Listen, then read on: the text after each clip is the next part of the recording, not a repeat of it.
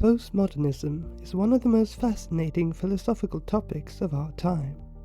Unfortunately, it is also one of the most confusing. Postmodernity has many different interpretations, and pseudo-intellectuals like Jordan Peterson, who conflates postmodernism with Marxism, aren't helping. But we can break down postmodernism into two primary categories: postmodern philosophers like Foucault and Derrida, and the postmodern condition, a particular historical situation. In this video, we'll be looking into the postmodern condition, focusing on its interpretation by Jean-Francois Lyotard, Frederick Jameson, and Jean Baudrillard, starting with Lyotard. Lyotard was the first to use the postmodern condition to describe our current historical moment in his 1979 book of the same name.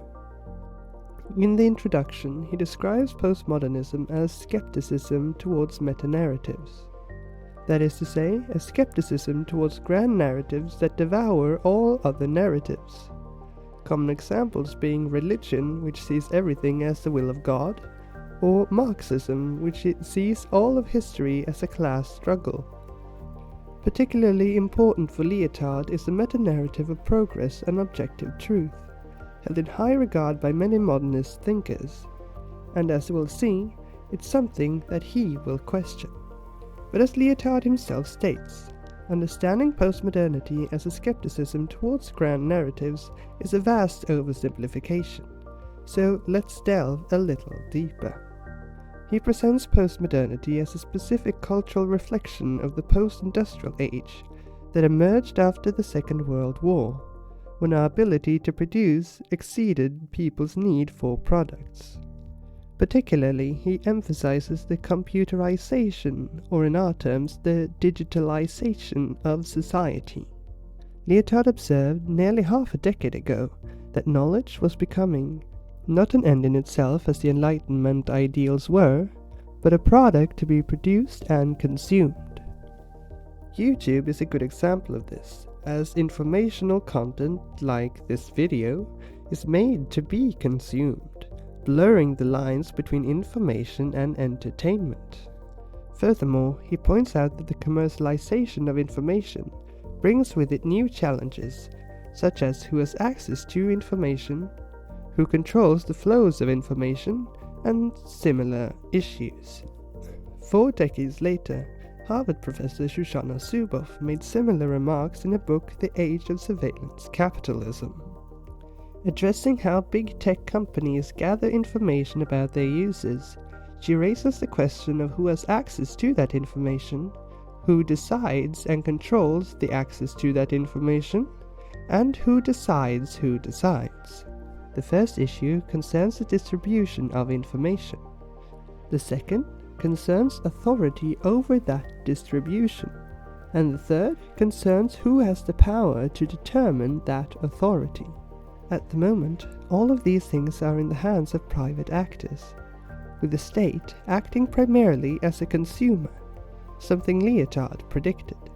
And as he writes, the ruling class is and will continue to be the class of decision makers. Even now, it is no longer composed of traditional political class, but of composite layers of corporate leaders. And as Lyotard also points out, people act on the information available to them.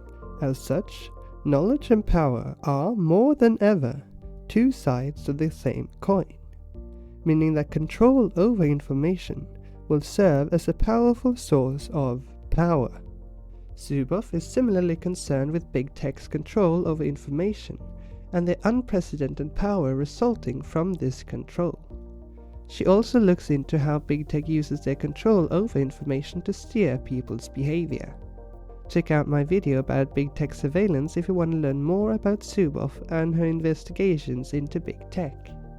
For now, let's investigate another crucial element of the postmodern condition as discussed by Lyotard, this time concerning the legitimacy of scientific knowledge.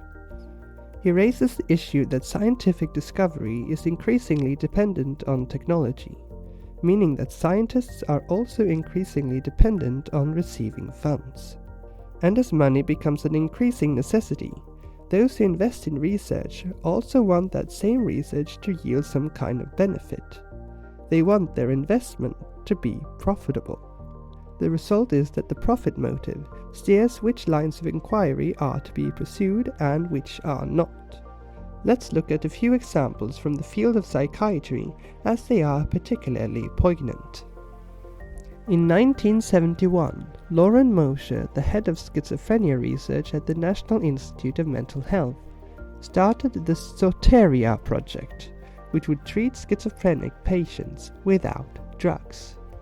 Mosher believed that psychosis arises from emotional and psychological trauma, and that a psychotic episode was the mind trying to work through that trauma.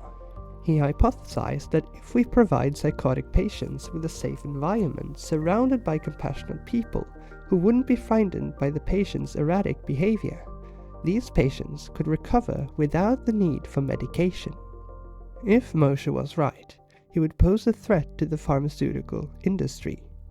Because if healing from mental disorders could occur without drugs, then a major source of profit would diminish.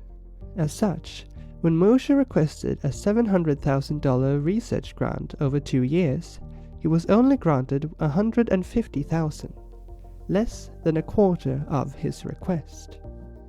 In spite of these financial limitations, Mosher's project proved fruitful. Many of his patients were faring better than the patients who received standard care involving drugs. When he began reporting these results, the funding for the project was withdrawn entirely, and he was pushed away from his position at the National Institute of Mental Health. Similarly, when David Healy, a leading historian of psychiatry, began investigating whether antidepressants would increase the risk of suicide, and found that they did, the University of Toronto retracted their job offer, and a prominent figure in psychiatry warned Healy that if he kept reporting his findings, his career would be destroyed. When Nadine Lambert found a correlation between children treated with Ritalin, a medication for ADHD, and increased smoking and cocaine use among young adults, the National Institute on Drug Abuse stopped funding her work.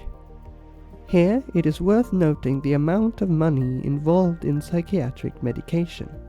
As of the year 2010, the sales of antipsychotics and antidepressants reached $24.2 billion, and the sales of psychiatric drugs in general went over $40 billion in 2008, with 1 in 8 Americans taking psychiatric drugs on a regular basis. Not only that, but psychiatry is a medical profession that receives the most amount of money from drug companies. The anecdotes and information from psychiatry in this video comes from Robert Whittaker's Anatomy of an Epidemic, a book that exposes the dark truth about psychiatry. If you want me to make a separate video about it, let me know in the comments, but for now, let's return to Lyotard. We see that he was correct about the impact of the computerization of society, and also that he was right about the way economic interests impact science. As such, we must be skeptical toward any grand narrative of truth brought about by a consensus through discourse, because such narratives are held in place not by some divine force, but by powerful economic interests.